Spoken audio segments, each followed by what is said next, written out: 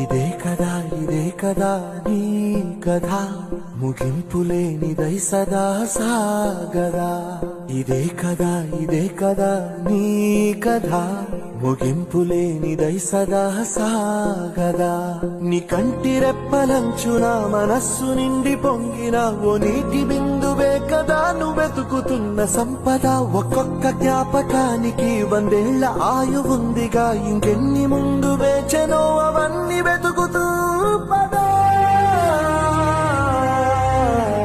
మనుష్యులందు నీ కథ మహర్షిలాగా సాగదా. మనుష్యులందు నీ కథ మహర్షిలాగా సాగదా.